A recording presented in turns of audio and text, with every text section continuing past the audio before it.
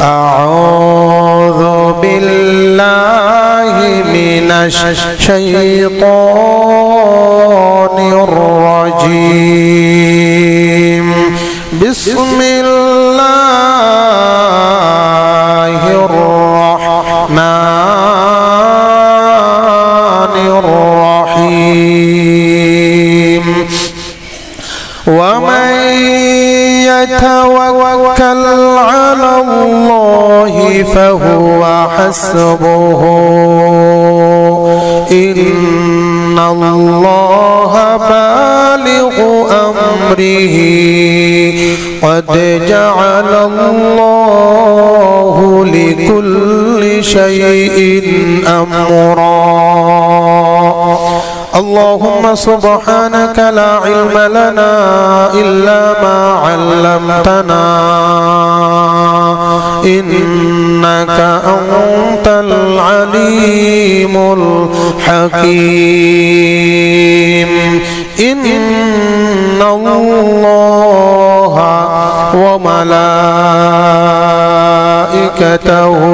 يصلون على النبي يا أيها الذين آمنوا صلوا عليه وسلموا تسليما اللهم صل على سيدنا ونبينا وشفيعنا وحبيبنا ومولانا محمد صلى الله تعالى عليه وعلى آله وأصحابه وبارك وسلم بلغ العلا بكماله كشف الدجى بجماله صلوا عليه وآله محمد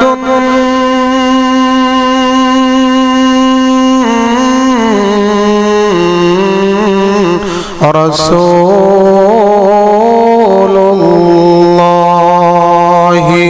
ختم الله به النبوة وحكم ألا نبي بعده بلغ العلا كشف الدجى بجماله حسنت جميع خصاله صلوا عليه وآله মহান আল্লাহ পাকের দরবারে অসংখ্য শুকরিয়া। আল্লাহ সুবহান মহিয়ান গরিয়ান সর্বশক্তিমান আল্লাহ পাক আমাদের সকলকে পবিত্র মাহে শাবানের চতুর্থ জুমাবার অত্র মসজিদে আসার এবং বসার তৌফিক দান করেছেন। সেই জন্য সকলে সুউচ্চ কণ্ঠে পড়ছি আলহামদুলিল্লাহ। কুরআনুল কারীমের সূরাতু আত-তালাক ৩ নং আয়াতে কারীমার কিছু অংশ তিলাওয়াত করা হয়েছে। এই আয়াতে কারীমার মধ্যে আল্লাহ পাক রব্বুল আলামিন তাওয়াক্কুল সম্পর্কে আলোকপাত করেছেন। আল্লাহ পাক রব্বুল আলামিন বলছেন ওয়া মান ইয়াতাওয়াক্কাল আলাল্লাহি ফাহুয়া হাসবুহু, যেই ব্যক্তি আল্লাহ পাকের উপর তাওয়াক্কুল করবে, আল্লাহ পাকের উপর ভরসা করবে, সেই ব্যক্তির জন্য আল্লাহ পাক রব্বুল আলামিন স্বয়ং নিজেই যথেষ্ট। ইন্নাল্লাহা বালিগু আমরিহি, নিশ্চয়ই আল্লাহ পাক রব্বুল আলামিন তাওয়াক্কুলকারী ব্যক্তির সমস্ত কাজ আঞ্জাম দিয়ে দিবেন। قد جعل الله لكل شيء امرا, আর আল্লাহ পাক রব্বুল আলামিন সমস্ত কিছুর জন্য নির্ধারিত একটা বিষয়, নির্ধারিত একটা সময় রেখে দিয়েছেন। এই আয়াতে কারীমার মধ্যে আল্লাহ পাক রব্বুল আলামিন তাওয়াক্কুল সম্পর্কে আলোকপাত করেছেন। তাওয়াক্কুল কাকে বলা হয়? তাওয়াক্কুল এটি হচ্ছে আরবি শব্দ। বাংলাতে যদি এর ট্রান্সলেট করা হয় তাহলে একে বাংলাতে বলতে হবে ভরসা করা। ইংরেজিতে এটাকে বলা হয় ট্রাস্ট, নির্ভর করা। অপর কোনো ব্যক্তির উপর কোনো বিষয়ে কোনো কাজের ক্ষেত্রে নির্ভরশীল হওয়াকেই বলা হয় তাওয়াক্কুল করা। যিনি তাওয়াক্কুল করেন তাকে বলা হয় আরবিতে মুতাওয়াক্কিল, আর যেই তাওয়াক্কুলটা করা হয় তাকে বলা হয় তাওয়াক্কুল। আর যেই সম্পর্কে যেই বিষয়ের উপর তাওয়াক্কুল করা হয় সেটাকে বলা হয় মুতাওয়াক্কাল বিহি। তাওয়াক্কুল সম্পর্কে আল্লাহর নবী সাল্লাল্লাহু আলাইহি ওয়াসাল্লামের বিশিষ্ট সাহাবী হযরতে আব্দুল্লাহ ইবনে আব্বাস রাদিয়াল্লাহু তাআলা আনহু তিনি একটা হাদিস riwayat করেছেন। ইমাম আহমদ ইবনে হাম্বল রাহমাতুল্লাহি আলাইহি তার বিশাল হাদিস গ্রন্থ মুসনাদু আহমদ প্রায় ৩৯,০০০ হাদিসের সমাহার, সেই কিতাবের মধ্যে ৭ নম্বর খণ্ডের ৮৮ নং পৃষ্ঠার মধ্যে হাদিসটি উপস্থাপন করা হয়েছে। হযরতে আব্দুল্লাহ ইবনে আব্বাস রাদিয়াল্লাহু তাআলা আনহু তিনি বলতেছেন, ইন্নী রাকিবা খালফা রাসূলিল্লাহি সাল্লাল্লাহু আলাইহি ওয়াসাল্লাম فقال لي رسول الله صلى الله عليه وسلم احفظ الله يحفظك او كما قال النبي صلى الله عليه وسلم। হযরতে আব্দুল্লাহ ইবনে আব্বাস রাদিয়াল্লাহু তাআলা আনহু তিনি বলতেছেন, আল্লাহর নবী মদিনা মুনাওয়ারায় কোন এক যুদ্ধ থেকে ফিরে আসছেন। আমি ছিলাম আল্লাহর নবীর পিছনে, একই ঘোড়াতে পিছনে বসা, আল্লাহর নবীর সামনে। আমাকে আল্লাহর নবী বলতেছেন, ইয়া গুলাম, ও বৎস।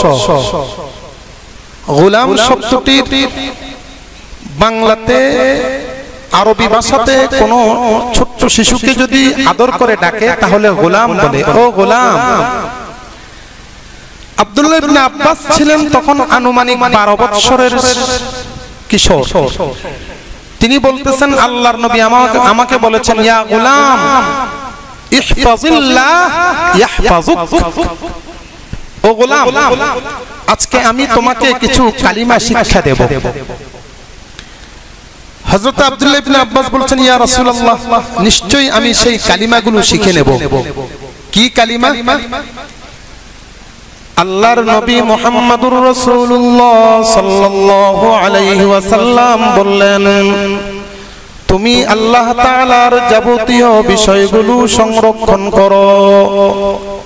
আল্লাহ তাআলা যেই সমস্ত বিধানগুলো তোমাকে মান্য করার জন্য বলে দিয়েছেন সেইগুলো তুমি মান্য করো। আল্লাহ রাব্বুল আলামিন দুনিয়ার যাবতীয় সমস্যা থেকে তোমাকে হেফাজত করবেন। শুধু তাই নয়, আল্লাহর নবী আরো বলে দিলেন, তোমার যদি কখনো কোনো বিপদে পড়ে যাও, তুমি বিপদে পড়লে এই বিপদটা যদি জনগণের সামনে পেশ করো, কোন মানুষ তোমার পক্ষে যাবে তোমার সমস্যার সমাধান করার জন্য, আবার কেউ বা হিংসা বশত তোমার বিরুদ্ধাচরণ করবে। এই জন্য জনগণের মাধ্যমে তোমার সমস্যার সমাধান হবে না। ওই সমস্যার সমাধানের জন্য তুমি আল্লাহর কাছে তুমি তাওয়াক্কুল করো, ওই বিষয়টাকে আল্লাহ তাআলার উপর ছেড়ে দাও। আল্লাহ রাব্বুল আলামিন তোমার ওই সমস্যার সমাধান গায়েব থেকে ব্যবস্থা করে দিবেন। কে করবে? চিল্লা বলেন, কে? বিশ্বাস হয়? জোরে বলেন, বিশ্বাস হয়? আরেকটা হাদিসের মধ্যে আল্লাহর নবী সাল্লাল্লাহু আলাইহি সাল্লাম বলেছেন, তিরমিজি শরীফের হাদিস, সম্ভবত 2 খণ্ডের 2য় খণ্ডের মধ্যে হাদিসটা এসেছে।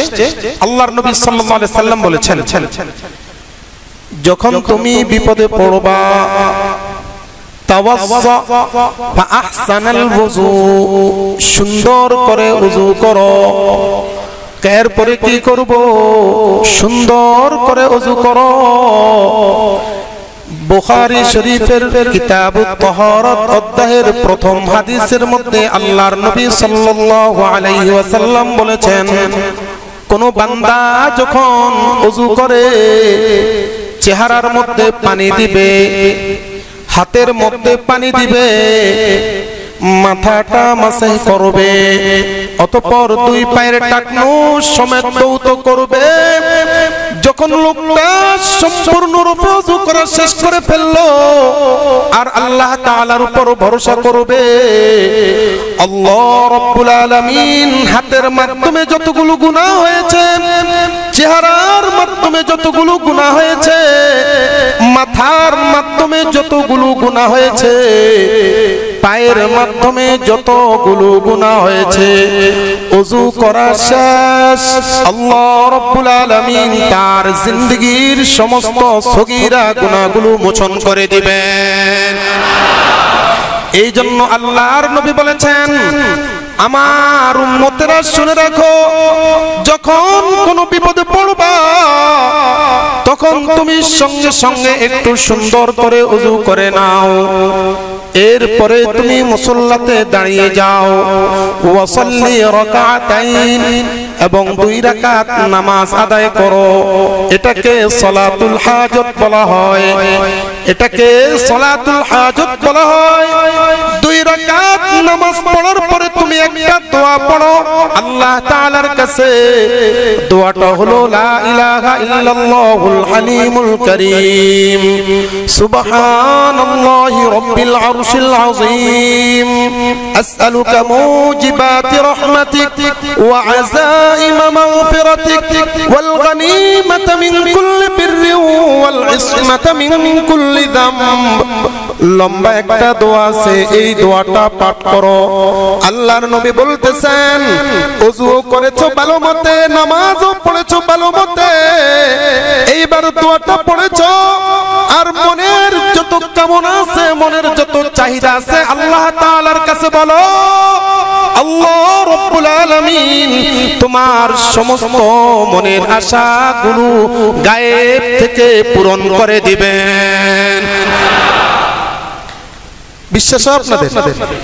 কথা বলেন না কেন? আমার নিজের কথা বলছি না হাদিসের কথা বলছি? চিল্লা বলেন, হাদিসের কথা না নিজের কথা? হাদিসের কথা। একটা দৃষ্টান্ত দেই, ছোট্টখাট্ট দৃষ্টান্ত, ঘটনা বলা উদ্দেশ্য নয়। আল্লাহর নবী সাল্লাল্লাহু আলাইহি সাল্লাম মক্কা মুকাররমা থেকে হিজরত করেছেন কাফের বেঈমান মুশরিকদের নির্যাতনের কারণে। গারে সুর, গার শব্দটির অর্থ হচ্ছে গুহা। সুর একটা পাহাড়ের নাম, অর্থাৎ ওই সুর পাহাড়ের গুহার মধ্যে আল্লাহর নবী সেখানে আশ্রয় গ্রহণ করেছেন। রাত্রিকালীন দীর্ঘ সফরের কারণে আল্লাহর নবী ক্লান্ত শান্ত। আল্লাহর নবী সাল্লাল্লাহু আলাইহি সাল্লাম আবু বকরকে বললেন, আবু বকর আমি ক্লান্ত হয়ে গেছি। আবু বকর বললেন, ইয়া রাসূলুল্লাহ আপনি আমার এই রানের উপরে, আমার উরুর উপরে মাথা দিয়ে ঘুমান। আল্লাহর নবী ঘুমিয়ে পড়লেন। ঠিক সেই মুহূর্তে গর্তের উপরের দিকে আবু বকর এইভাবে তাকিয়ে দেখলেন মক্কার কুরাইশরা সেখানে উপস্থিত। তিরমিজি শরীফের কিতাব তাফসীর অধ্যায়ের মধ্যে হাদিসটি এসেছে। হযরত আবু বকর রাদিয়াল্লাহু তাআলা আনহু দেখে খুব ভয় পেয়ে গেলেন। হায় হায় হায়, ওদের ভয়েতে পলাইলাম এখন গুহার মধ্যে, আর ওরা গুহার মধ্যে উপস্থিত। আবু বকর বলতেছেন, লাউ আন্না আহাদাহুম ইয়ানজুরু ইলা তাহতা কদামাইহি, যদি তাদের মধ্যে কোনো ব্যক্তি তাদের পায়ের নিচে তাকায়, যেহেতু গর্তটা হচ্ছে উপরের দিকে, তারা উপরে, যদি তারা তাদের পায়ের দিকে তাকায় লা আবসারনা, নিঃসন্দেহে আমাদেরকে দেখে ফেলবে। এই টেনশনে তিনি হতভম্ব হয়ে গেলেন, দেখে ফেলবে তো, দেখে ফেললেই তো আমাদেরকে শেষ, আল্লাহর নবীকে শেষ করে ফেলবে, আমার অবস্থা কি হবে? ইয়া রাসূলুল্লাহ, মক্কার লোকদের ভয়েতে আমরা এখানে হিজরত করে এখানে আশ্রয় গ্রহণ করেছি। এই মুহূর্তে তারা আমাদের গুহার সামনে চলে আসছে, ইয়া রাসূলুল্লাহ তাদেরকে দেখে ফেলবে। আল্লাহর নবী তাওয়াক্কুল যদি করেন কার উপর করবেন? চিল্লায়ে বলেন, কার উপর করবেন? আল্লাহর নবী যদি তাওয়াক্কুল করেন তাহলে আল্লাহ তাআলার উপর তাওয়াক্কুল করবেন। আল্লাহর নবী সুন্দর একটা হাদিসের মধ্যে বলে দিয়েছেন, তিরমিজি শরীফের কিতাবুত তাফসীর অধ্যায়ের মধ্যে হাদিসটা এসেছে। আল্লাহর নবী বলেছেন, ফামা যন্নুকা বিল ইসনাইন আল্লাহু খালিকুহুমা। ও আবু বকর, আমি তোমাকে বলতে চাই, যেই দুইজন ব্যক্তি অর্থাৎ আমি মুহাম্মদ এবং তুমি আবু বকরের জন্য যে আল্লাহ সাহায্য নিয়ে দাঁড়িয়ে আছেন, তোমার সেই দুইজন ব্যক্তি সম্পর্কে ধারণা কি? সুবহানাল্লাহ। আল্লাহ রাব্বুল আলামিন আমাদের দুইজনের জন্য সাহায্য নিয়ে দাঁড়িয়ে আছেন। ওরা কখনো দেখতে পাবে না, পায়ের দিকে তাকাইলেই আল্লাহর নবীকে দেখে ফেলতো, তা সত্ত্বেও দেখতে পারে নাই। হযরতে মূসা আলাইহিস সালাম ফেরাউনের ভয়েতে চললেন সেই লোহিত সাগরের দিকে, আল বাহরুল আহমার, লোহিত সাগরের দিকে। ফেরাউন 27,40,000 সৈন্যবাহিনী নিয়ে পিছন দিক থেকে ধাওয়া করতেছেন। ডান দিকে হচ্ছে ফেরাউন বাহিনী, পিছন দিকে হচ্ছে ফেরাউন বাহিনী, বাম দিকেও ফেরাউন বাহিনী, সামনে হচ্ছে লোহিত সাগর। সাগর পাড়ি দেওয়া কিন্তু সহজ ব্যাপার না। সাগরের মধ্যে অতল বড় বড় বিশাল বড় বড় ঢেউটাকে পার হওয়াও সম্ভব না। এই অবস্থা দেখে মূসা আলাইহিস সালামের উম্মতরা বলল, ইয়া মূসা ইন্না লামুদরাকুন। 19 নম্বর পারার 8 নম্বর পৃষ্ঠার মধ্যে বলে দিতেছেন, ও মূসা আমরা তো ধরা পড়ে গেছি। কিন্তু মূসা আলাইহিস সালামের তাওয়াক্কুল যদি হয় কার উপর হবে? চিল্লায় বলেন কার উপর? মূসা আলাইহিস সালাম বললেন, কাল্লা, না না, কখনো সম্ভব না, তারা আমাদেরকে কখনোই ধরতে পারবে না। ইন্না রাব্বি সায়াহদিন, আমার আল্লাহ আমাকে ওয়াদা করেছেন, আমাকে হেফাজত তিনি করবেন। যেহেতু তিনি ওয়াদা করেছেন, যদিও চারপাশ থেকে বিপদ, এই কঠিন মুহূর্তেও আমার আল্লাহ আমাদেরকে সাহায্য করবেন। ঠিক সেই মুহূর্তে জিবরাইল আলাইহিস সালাম এসে বলতেছেন, ও মূসা, আল্লাহ রাব্বুল আলামিন আপনাকে একটা অর্ডার করেছেন। কয় কি অর্ডার? আনিদ্রিব বিআসাকাল বাহর। কুরআনুল কারীমের 19 নম্বর পারার 8 নম্বর পৃষ্ঠার মধ্যে বলা হচ্ছে, আপনি লোহিত সাগরের মধ্যে একটা বাড়ি দেন। বাড়ি দেওয়ার সাথে সাথে এই বিশাল সাগরের মধ্যে আল্লাহ তাআলা আপনার জন্য রাস্তার ব্যবস্থা করে দিবেন। কেবলমাত্র একটা জিনিস, তাওয়াক্কুল করা। এই তাওয়াক্কুলের কারণে আল্লাহ রাব্বুল আলামিন মারাত্মক ভয়ঙ্কর সৈন্যবাহিনীর হাত থেকে মূসাকে সাহায্য করেছেন। আল্লাহর নবীকে গার সুর থেকে সাহায্য করেছেন। শত্রুরা আল্লাহর নবীকে ধরতে পারে নাই। ইব্রাহিম আলাইহিস সালাম উনি যখন আল্লাহর তাওহীদের দাওয়াত দিতে লাগলেন, ইব্রাহিম আলাইহিস সালামকে আগুনের মধ্যে ফেলা হলো। ঠিক সেই মুহূর্তে জিবরাইল আলাইহিস সালাম আয়েশা বলতেছেন, ও নবী ইব্রাহিম, আপনি যদি বলেন তাহলে আমার কাছে একটু সাহায্য চান। ইব্রাহিম আলাইহিস সালাম বললেন, তোমার কাছে সাহায্য চাইবো কেন? তাহলে কার কাছে সাহায্য চাইবেন? কই যার কাছে সাহায্য চাওয়ার দরকার আমি তার কাছে সাহায্য চাইবো। তাহলে যার কাছে সাহায্যের দরকার তার কাছে সাহায্য চান। ইব্রাহিম আলাইহিস সালাম বলতেছেন, আমি কেন সাহায্য চাইবো? আমার আল্লাহ কি আরশে আযীমে বসে বসে আমার অবস্থা দেখতে পাচ্ছে না? সুবহানাল্লাহ। এটা কেবলমাত্র তাদের তাওয়াক্কুল, ভরসা ছিল কখনো শত্রু সৈন্য আমাদেরকে ধ্বংস করতে পারবে না।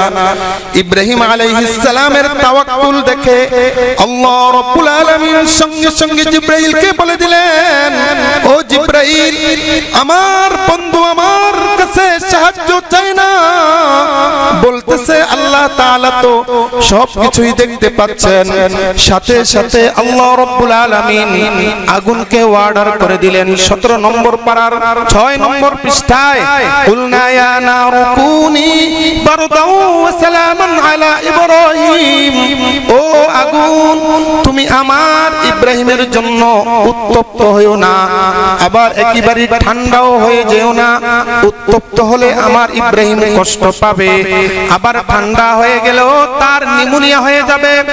তুমি এমন ভাবে হয়ে যাও আমার ইব্রাহিম যেন জান্নাতের মধ্যে বসবাস করতেছে। এটা কেবলমাত্র তাওয়াক্কুলের কারণে।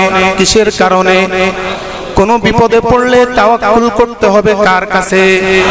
আরো চিল্লায় বলেন কার কাছে? আরো চিল্লায় বলেন কার কাছে?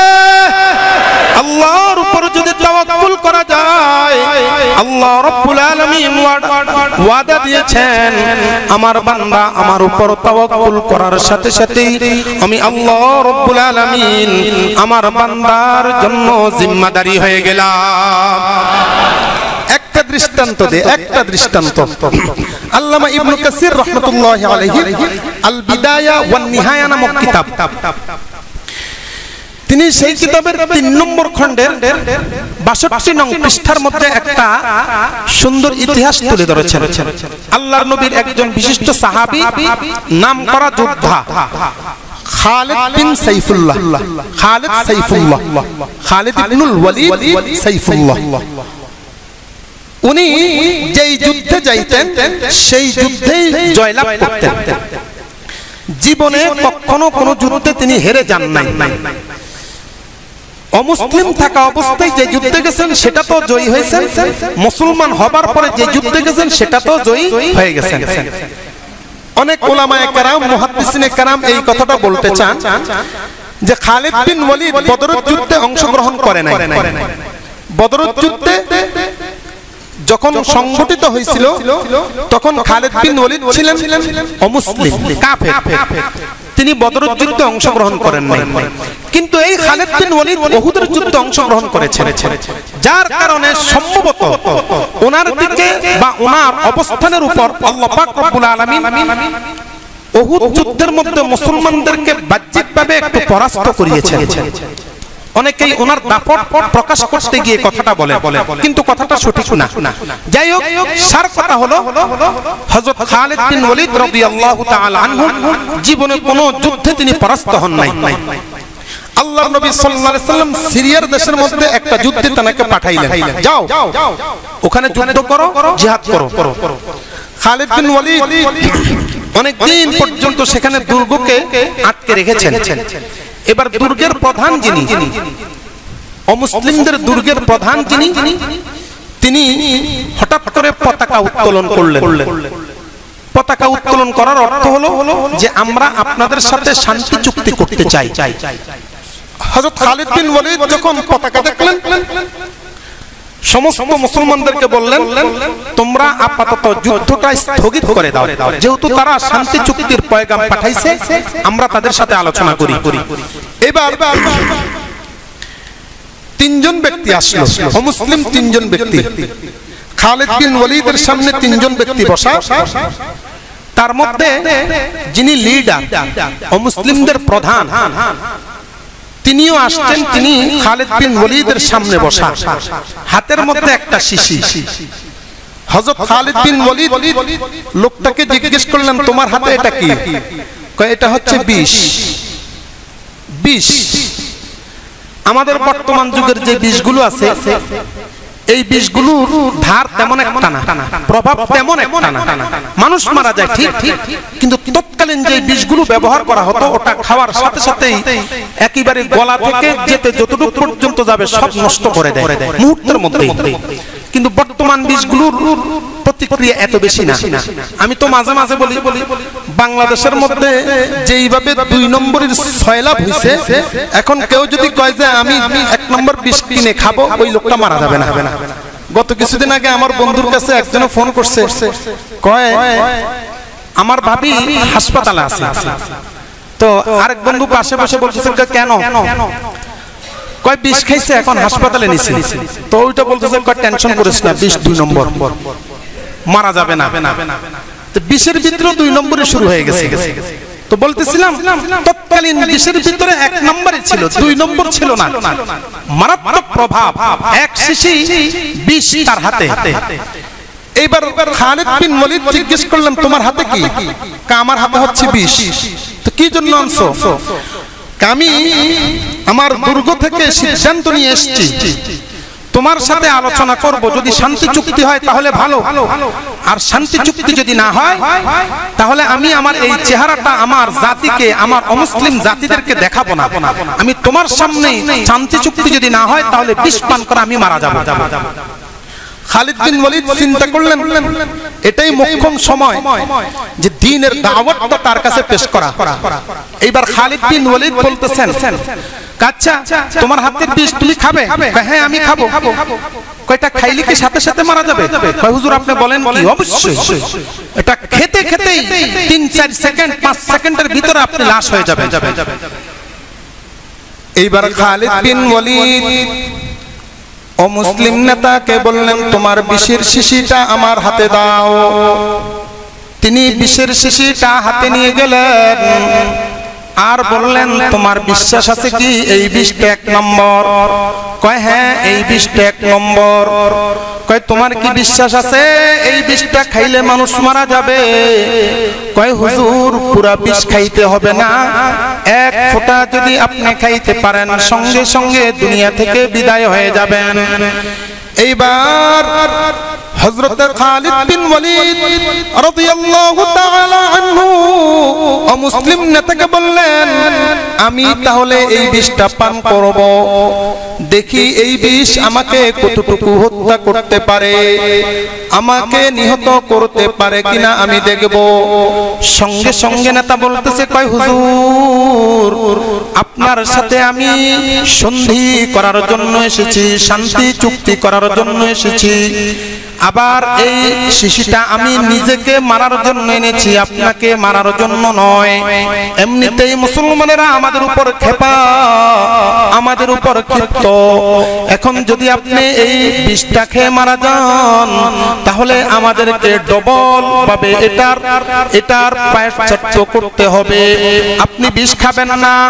হযরত খালিদ বিন ওয়ালিদ বলতেছেন কয় না না আমি 1 ফোঁটা খাবো না, আমি তোমার সামনেই পুরোটা বিষ খেয়ে ফেলবো।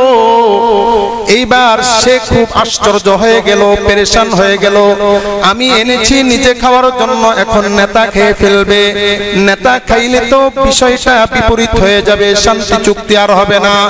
এই জন্য নেতা বলতেছে হুজুর আপনাকে আমি বিষ খাইতে দেব না। ঠিক সেই মুহূর্তে অমুসলিম নেতা খালিদ বিন ওয়ালিদের হাত থেকে শিশিটা টান দিতে যাবে। হযরত খালিদ বিন ওয়ালিদ রাদিয়াল্লাহু তাআলা আনহু বিষের শিশিটার মুখটা খুলে এইভাবে সরায় দিলেন যাতে করে না নিতে পারে। কেবলমাত্র মুখের কাছে এনে বলতেছেন তাওয়াক্কালতু আলাল্লাহ, ও আল্লাহ আমি তোমার উপর ভরসা করলাম, এই বিষের ভিতরে কোনো ধরনের প্রভাব নাই, এই বিষ কখনো মানুষকে মারতে পারে না, কেবল তুমি যদি মারতে চাও তাহলে মারতে পারবে, আর তুমি যদি এই বিষকে অর্ডার না করো তাহলে এই বিষ কখনো আমাকে মারতে পারবে না। এই কথা বলে সঙ্গে সঙ্গে পুরা শিশি বিষটা তিনি পান করে ফেললেন। আল্লাহর কসম হযরত খালিদ বিন ওয়ালিদ রাদিয়াল্লাহু তাআলা আনহু বিষটা পান করার সাথে সাথে ওই বিষটা পানি হয়ে গেল। এই অবস্থা যখন অমুসলিম নেতা দেখলো, হায় হায় মারাত্মক অবস্থা, এই লোকটা বিষটা পান করে ফেললো, অথচ এই বিষ থেকে 1 ফোঁটা বিষ খাইলেই মানুষ বাঁচে না, মারা যায়, তাহলে লোকটা কিভাবে জীবিত আছে? সাথে সাথে বলল হুজুর আপনি কিভাবে বিষটা হজম করলেন? খালিদ বিন ওয়ালিদ বললেন তুমি কি শুনো নাই, খাওয়ার আগে আমি তাওয়াক্কুল করেছি আল্লাহ তাআলার উপর, আমার রব আমার আল্লাহ এমন রব যেই রব বিষকে পানি করে দিতে পারেন, যেই রব আগুনকে পানি করে দিতে পারেন, সেই রবের দাওয়াত তোমাকে দিতেছি, সেই রবের প্রতি তুমি চলে আসো। তুমি দুনিয়াতেও সাকসেস হতে পারবা, আখিরাতেও সাকসেস হতে পারবা। সঙ্গে সঙ্গে অমুসলিম নেতা কালিমা পড়ে নিয়ে নিল লা ইলাহা ইল্লাল্লাহু মুহাম্মাদুর রাসূলুল্লাহ। কেবলমাত্র এত কিছু হলো কেবলমাত্র তাওয়াক্কুল করার কারণে। আল্লাহ রাব্বুল আলামিনের উপর কোন ব্যক্তি যদি তাওয়াক্কুল করতে পারে, আল্লাহর কসম দুনিয়ার কোন বিপদে ওই লোকটা পড়বে না। আমি মাঝে মাঝে বলি, আমাদের দেশের একজন বড় ওলি কামেল ছিলেন হাফিজ জি হুজুর রহমাতুল্লাহি আলাইহি, নাম শুনেছেন কিনা? হাফিজ জি হুজুর রহমাতুল্লাহি আলাইহির কাছে এক লোক এসে বলতেছে, কাপাসিয়া আয়েশা বলতেছে, হুজুর আমি অনেক দিন যাবত ক্যান্সার রোগে আক্রান্ত। কয় তুমি চিকিৎসা করেছো কিনা? কয় আমি চিকিৎসা করেছি, বাংলাদেশের সমস্ত ডাক্তারের কাছে গেলাম, সমস্ত ডাক্তার আমাকে ফাইনাল ডিসিশন দিয়ে দিয়েছে, যা কিছু খেতে মন চায় খেয়ে নিন, আল্লাহ তাআলা আপনাকে আর দুনিয়াতে রাখবে না, আল্লাহ তাআলা আপনাকে আর দুনিয়াতে বাঁচার সুযোগ দিবে না। যেই রোগ হয়েছে এই রোগের কারণে আপনি বাঁচার কোনো সুযোগ নাই। হাফিজ হুজুর রহমাতুল্লাহি আলাইহি বলতেছেন, তাহলে আর কোন ডাক্তারের কাছে যাবা কিনা? কয় হুজুর আর কোথায় যাব, শেষ পর্যন্ত মাদ্রাজ পর্যন্ত আমি গেলাম, সেখান থেকেও আমাকে একই কথা বলে দিল। এইবার হাফিজ হুজুর রহমাতুল্লাহি আলাইহি লোকটাকে একটা সলিউশন দিলেন, ও আল্লাহর বান্দা তোমাকে আমি বলে দিতেছি, তুমি তো মারা যাবা, আজ হলেও মারা যাবা, কাল হলেও মারা যাবা, মারা যাওয়া নিশ্চিত। তবে তোমাকে আমি একটু অ্যাডভাইস করতেছি, তুমি চলে যাও মক্কা মুকাররমায়, সেখানে গিয়ে বাবে জমজম থেকে জমজমের পানি একটু পান করো, প্রত্যেকবার পান করবা, তাওয়াক্কুল করবা কার উপর? চিল্লায় বলেন কার উপর? ওই লোকটা হযরত হাফিজ হুজুর রহমাতুল্লাহি আলাইহির পরামর্শ অনুযায়ী চলে গেল, সেখানে গিয়ে প্রতিবার পানি খাইতো আর দুই চোখের পানি ছেড়ে দিত, আর বলতো মাবুদ দুনিয়ার ডাক্তার আমার জন্য উপকারী না, দুনিয়ার ডাক্তার আমার জন্য ফয়সালা দিয়ে দিয়েছে আমি মারা যাব, ও মাবুদ তুমি তো ডাক্তারেরও ডাক্তার, তুমি ইচ্ছে করলে আমাকে বাঁচাইতে পারো, তুমি ইচ্ছে করলে আমাকে মারতে পারো, ও আল্লাহ তোমার উপর আমি সম্পূর্ণরূপে তাওয়াক্কুল করে ফেলেছি। আল্লাহর কুদরত সেখান থেকে ফিরে এসেছে, লোকটা চিরদিনের জন্য ক্যান্সার রোগ থেকে পরিত্রাণ পেয়ে গেল। করে দিয়েছেন কে? আল্লাহর উপর তাওয়াক্কুল করতে হবে। আল্লাহ তাআলার উপর যেই ব্যক্তি পরিপূর্ণ তাওয়াক্কুল করতে পারবে, সেই ব্যক্তির পক্ষে আল্লাহ তাআলা হয়ে যাবেন। আল বিদায়া ওয়ান নিহায়া নামক কিতাবের মধ্যে আল্লামা ইবনে কাসির রাহমাতুল্লাহি আলাইহি আরেকটা আল্লাহর নবীর হাদিস উপস্থাপন করেছেন। তিনি বলতেছেন, আল্লাহর নবী সাল্লাল্লাহু আলাইহি ওয়াসাল্লাম হুনাইনের যুদ্ধ থেকে যখন ফেরত আসছিলেন, আল্লাহর নবীর সাথে অনেকজন সাহাবীও ছিলেন। সাহাবায়ে কেরাম আল্লাহর নবীকে বলতেছেন, ইয়া রাসূলুল্লাহ ছায়াদার কোনো গাছ আমরা পাইতেছি না, যেই ছায়ার নিচে আমরা সেখানে আরাম ফরমাইব, কোন ধরনের গাছ পাইতেছি না, দূরে একটা গাছ দেখা যাইতেছে। আল্লাহর নবী সাহাবাদেরকে বললেন, সাহাবারা সেই গাছের নিচে চলো। আল্লাহর নবী সেখানে চলে গেলেন, গাছের নিচে শুয়ে গেলেন। আল্লাহর নবী সাল্লাল্লাহু আলাইহি ওয়াসাল্লাম এক বর্ণনা অনুযায়ী তরবারিটাকে গাছের মধ্যে এইভাবে অ্যাটাচ করে সেখানে শুয়ে পড়লেন। আরেক বর্ণনা অনুযায়ী আল্লাহর নবী সাল্লাল্লাহু আলাইহি ওয়াসাল্লাম তরবারিটাকে মাথার নিচে দিয়ে ঘুমাইলেন। এমন সময় একজন ইহুদি ব্যক্তি আল্লাহর নবীকে দূর থেকে দেখে চলে আসলো। আয়েশা পাশে এই দিক সেই দিক তাকালো, দেখি মুহাম্মদের কোন সাহাবী তার আশেপাশে আছে কিনা। সে দেখতে পাইলো আল্লাহর নবীর পাশে কোনো সাহাবী নাই। সেই চিন্তা করলো মুহাম্মদকে কতল করার সবচেয়ে বড় উত্তম সময়। সঙ্গে সঙ্গে তরবারিটা বের করে আল্লাহর নবীর মাথার উপর দাঁড়িয়ে এইভাবে তরবারিটা ধরে রাখলো।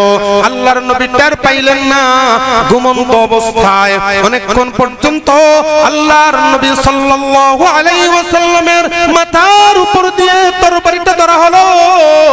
একটু পরে আল্লাহর নবী সাল্লাল্লাহু আলাইহি ওয়াসাল্লামের উপর আকাশ থেকে কিছু রৌদ্রের ছিটকা আসতেছিল। আল্লাহর নবী জেগে গেলেন, দেখলেন লোকটা তরবারি নিয়ে দাঁড়িয়ে আছে। আল্লাহর নবী একটু বিস্মিত হলেন না, একটু বিচলিত হলেন না। আল্লাহর নবী বসলেন।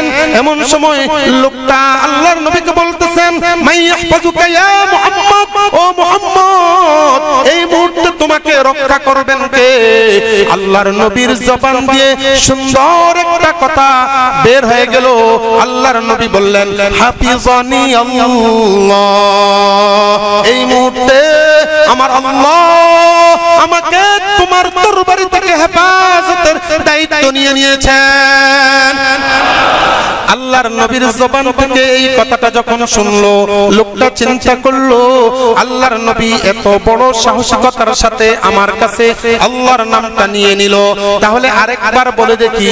আবার বললো, মাইয়াহফাজুকা ইয়া মুহাম্মদ, ও মুহাম্মদ তোমাকে কে হেফাজত করবে? আল্লাহর নবীর জবান থেকে একই কথা বের হলো, হাফিজানি আল্লাহ, এই মুহূর্তে আল্লাহ রাব্বুল আলামিন কেবল আমাকে রক্ষা করতে পারেন, অন্য কেউ রক্ষা করতে পারেন না। তৃতীয়বার ইহুদি ব্যক্তি আবার প্রশ্ন করলো, মাইয়াহফাজুকা ইয়া মুহাম্মদ, ও মুহাম্মদ তোমাকে কে এই মুহূর্তে আমার থেকে হেফাজত করবে? আল্লাহর নবী সাল্লাল্লাহু আলাইহি ওয়াসাল্লাম একই কথা জবাব দিলেন, হাফিজানি আল্লাহ, আমাকে এই মুহূর্তে আল্লাহ রাব্বুল আলামিন হেফাজতের দায়িত্ব নেবেন। এই কথা বলার সাথে সাথে জিবরাইল আলাইহিস সালাম উপরে ছিলেন। আল্লাহ রাব্বুল আলামিন বিষয়টা দেখতেছিলেন কিনা। আল্লাহর নবী সাল্লাল্লাহু আলাইহি ওয়াসাল্লামের অবস্থাটা দেখে জিবরাইলকে পাঠিয়ে দিলেন, জিবরাইল যাও, আমার বন্ধু আমার উপর তাওয়াক্কুল করেছে, তুমি গিয়ে আমার পক্ষ থেকে আমার বন্ধুকে হেফাজত করে নাও। হযরত রাসূল করিম সাল্লাল্লাহু আলাইহি ওয়াসাল্লাম দেখতে পাইলেন ওই অমুসলিম ইহুদি লোকটার ভিতরে একটা কম্পন সৃষ্টি হলো। সঙ্গে সঙ্গে তার হাত থেকে তরবারিটা পড়ে গেল। আল্লাহর নবী তরবারিটা হাতে নিয়ে নিলেন। এইবার আল্লাহর নবী বলতেছেন, মাইয়াহফাজুকা ইয়া ফুলান, ও ব্যক্তি তোমাকে এই মুহূর্তে কে তোমাকে সাহায্য করবে, তোমাকে কে হেফাজত করবে? লোকটা সঙ্গে সঙ্গে তার দুই চোখ দিয়ে পানি ফেলে দিতেছে আর বলতেছে, মুহাম্মদ তুমি যেই আল্লাহর নাম নিয়েছো সেই আল্লাহ তোমাকে হেফাজত করেছেন। এই মুহূর্তে আমি যদি লাত উজ্জার নাম নেই, আমার যত দেবদেবী আছে তাদের নাম নেই, তাহলে কোনো ফায়দা আসবে না। এই মুহূর্তে তোমার আল্লাহর উপর আমাকে তাওয়াক্কুল করতে হবে।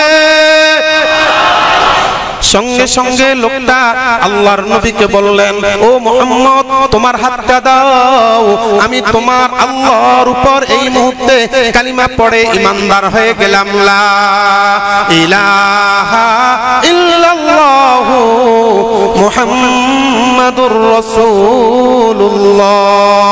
বিপদে পড়লে উদ্ধার করেন কে? জোরে বলেন কে? আল্লাহ তাআলা উদ্ধার করেন না? সন্তান না দিলে, সন্তান না হইলে সন্তান দিবে কে? না মাজারওয়ালা? মাজারওয়ালার কাছে চাইবেন? অনেকে মনে মনে ভাবেন যে হুজুর আপনি কথায় কথায় মাজারওয়ালাকে বিরুদ্ধে বলেন কেন? আমি বলি না, আমাদের দেশের মধ্যে মাজারের এত প্রভাব সৃষ্টি হয়ে গেছে, কিছু হইলে মাজারওয়ালা, কিছু হইলে মাজারওয়ালা। এই জন্য আমিও চিন্তা করলাম কিছু হইলে আমাকে মাজারের বিরুদ্ধে বলতে হবে। এই জন্য আমি বেশি বেশি বলি। মাজারের কাছে যাবেন না, ঈমান হারাবেন না। রাজি আছেন? মাজারের কাছে যাবেন না, ঈমানও হারাবেন না। আল্লাহ পাক আমাদেরকে কবুল করুন। আমি কথাটা শুনেছি একটা পত্রিকার মধ্যে, পেয়েছি গত ৩-৪ বছর আগে। এই পদ্মা নদী থেকে ফরিদপুর এলাকা থেকে ঢাকা শহরের দিকে আসতেছে, অর্থাৎ মাওয়ার দিকে আসতেছে, লঞ্চে উঠছে। এমন সময় বিশাল ঝড়। এখন ঝড় হলে নদী তো আর শান্ত থাকে না, নদী তো শুধু উৎপাত শুরু করে দেয় আর নৌকাকে কাল উতাল পাতাল করে। তো এই মুহূর্তে মহিলারা তো চিল্লানি শুরু করছে লঞ্চ, আর সাথে সাথে পুরুষরা চিল্লাইতেছে। কিছু সংখ্যক বুদ্ধিমান পুরুষরা বলতেছে আপনারা চুপ থাকেন, আল্লাহকে ডাকেন, আল্লাহকে ডাকেন। ঠাকুর, এই ঠাকুরও সেখানে মধ্যে ছিল। ঠাকুর বলতেছে কয় একজন হুজুরের দেখে বলতেছে কয় হুজুর এই সব বাদ দেন, আজান দেন, আজান দিলে জ্বর চলে যাবে। হুজুর বলতেছে কে তোমার যে যত দেবদেবী আছে এগুলো কয় না এই মুহূর্তে দেবদেবী চলবে না, এই মুহূর্তে কেবল আজানে চলবে। তাহলে একমাত্র বাঁচতে হলে আমাদেরকে কার কাছে যাইতে হবে? রাজি আছেন? আমরা প্রত্যেকটা কাজে আল্লাহর উপর তাওয়াক্কুল করব। রাজি আছেন? রাজি আছেন? কে কে রাজি আছেন? হাত তুলে দেখেন। আল্লাহু আকবার। আল্লাহ পাক আমাদেরকে কবুল করুন। অনেকগুলো প্রশ্ন এসেছে। এক ভাই একটা প্রশ্ন করেছেন যে হুজুর আমি কয়েকজন বক্তা থেকে শুনেছি শবে বরাত বলতে কোনো কিছু নেই, আসলে কথাটি কতটুকু বাস্তব? শবে বরাত বলতে কোনো কিছু নেই। আমি সম্ভবত গত শবে বরাতের রাত্রে এই সম্পর্কে অনেক আলোচনা করছি, রেফারেন্স সহ হাওলা সহ সেখানের মধ্যে বলে দিয়েছি কত নম্বর হাদিস কত নম্বর কি। আসলে যেই সমস্ত বক্তা বিশেষ করে ইন্টারনেটে ঢুকলে এদেরকে পাওয়া যায়। আমাকে আরেক ভাই বলছেন যে হুজুর আমি ইন্টারনেটে কয়েকজন বক্তার বয়ানকে চার্জ করছি, সকলেরই একই কথা, শবে বরাত বলতে কোনো কিছু নেই। আসলে ওনাদের জ্ঞানটাই সীমিত, কিছু করার নেই, ওনাদের জ্ঞানটাই সীমিত। কিভাবে জ্ঞানটা সীমিত? ওনাদের জ্ঞানটা হচ্ছে কেবলমাত্র সিয়ার কিতাব, অর্থাৎ হাদিসের 6টা কিতাব, নাম করা হাদিসের 6টা কিতাব, বুখারী, মুসলিম, তিরমিজি, নাসাই, আবু দাউদ এবং ইবনে মাজাহ। এই 6টার ভিতরে সীমাবদ্ধ, যার কারণে ওনারা বলতেছে 6টার মধ্যে পাই না, অতএব শবে বরাত বলতে নেই। তিরমিজি শরীফের মধ্যে একটা হাদিস আসছে শবে বরাত সম্পর্কে। তিরমিজি শরীফের 739 নং হাদিস, হযরতে আলী রাদিয়াল্লাহু তাআলা আনহু থেকে বর্ণিত হাদিসটা।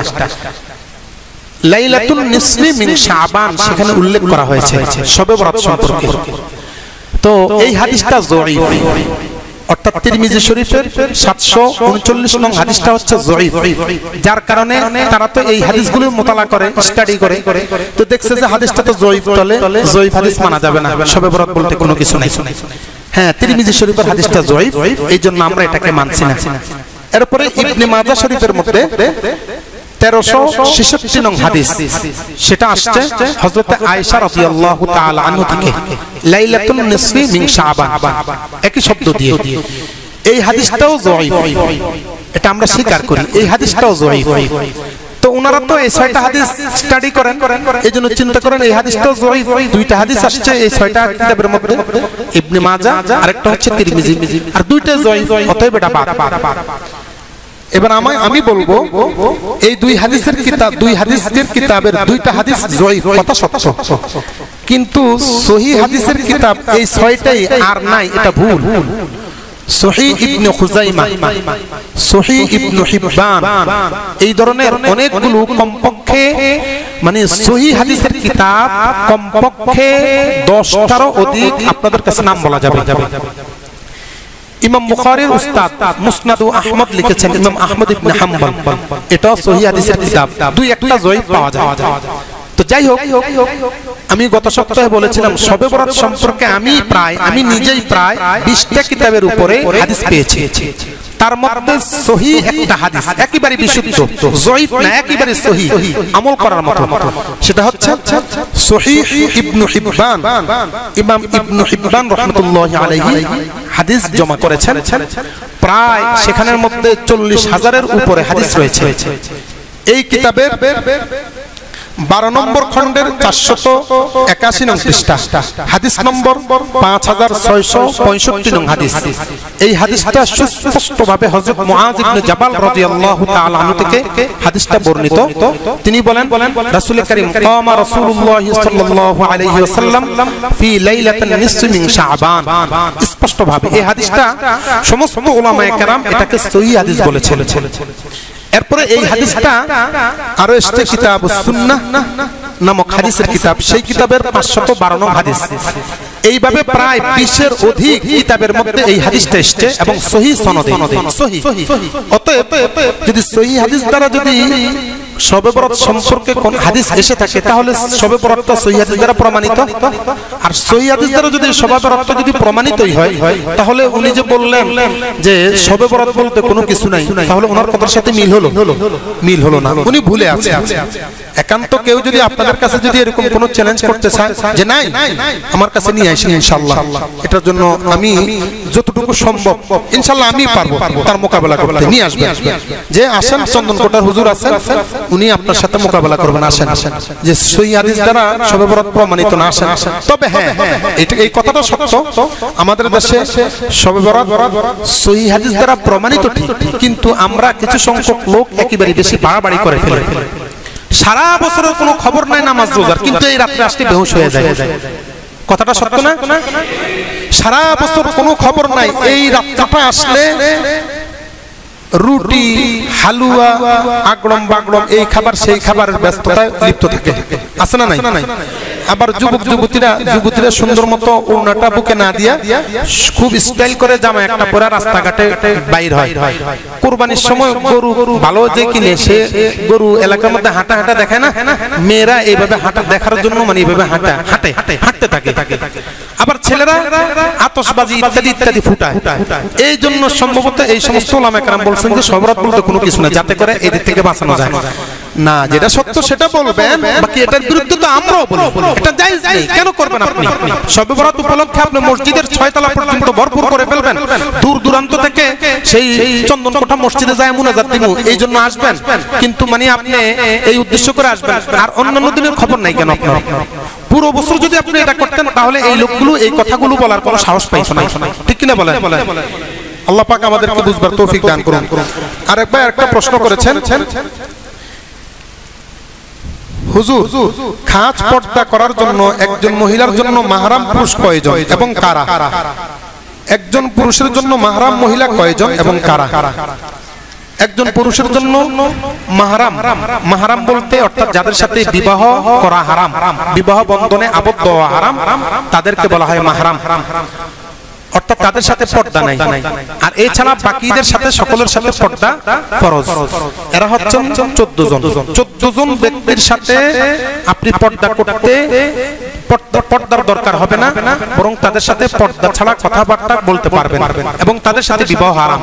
আর সেই 14 জনের মধ্যে 1 নম্বর হচ্ছেন মায়ের সাথে পর্দা নাই, পর্দা করা যাবে না, বরং মায়ের সাথে দেখা সাক্ষাৎ করতে পারবেন, বিবাহ করা যাবে না।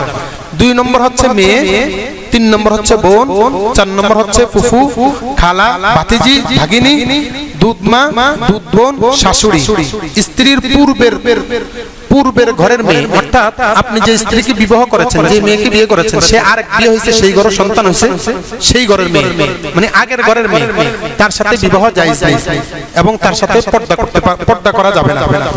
এবং নিজের ছেলের বউর সাথে পর্দা করতে হবে না এবং বিবাহ করা যাবে না। এরপরে সর্বশেষ হচ্ছে 2 বোন একত্র করা, অর্থাৎ আপনি বিয়ে করতে পারবেন না 2 বোন। মনে করেন আপনি আপনার শালীকে আপনার স্ত্রীর উপস্থিতিতে বিবাহ করতে পারবেন না। আপনার স্ত্রী যদি মারা যায় অথবা আপনি স্ত্রীকে ছেড়ে দিলে এরপরে যে শালীকে অথবা জেডাসকে বিবাহ করতে পারবেন। তো এই 14 জন। আর এটা প্রমাণিত হচ্ছে সূরা নিসায়ের 23 নং আয়াতে কারিমা দ্বারা, হুররিমাত আলাইকুম উম্মাহাতুকুম ওয়া বানাতুকুম ওয়া আখাওয়াতুকুম ওয়া আম্মাতুকুম, বিশাল আয়াত, পুরো আধা পৃষ্ঠা ব্যাপী। সেই আয়াতের মধ্যে এই 14 জনের কথা বলা হয়েছে। এবার পুরুষের ক্ষেত্রে আর বিপরীত, এটা হচ্ছে পুরুষের ক্ষেত্রে মহিলাদের ক্ষেত্রে আর বিপরীত, অর্থাৎ মহিলা একজন মহিলা হিসেবে বাবার সাথে দেখা দিতে পারবে, বাবার সাথে বিয়ে জায়েজ নাই। এরপরে ভাইয়ের সাথে বোনের কি জানি বলে, অর্থাৎ এর বিপরীতটা আপনি সাজিয়ে নেবেন, তাহলে যথেষ্ট হয়ে যাবে। এরপরে যদি এই সম্পর্কে আরো কিছু জানতে হয় পার্সোনাল ভাবে আমার সাথে দেখা করা যেতে পারে। আল্লাহ পাক আমাদেরকে বুঝবার এবং আমল করার তৌফিক দান করুন।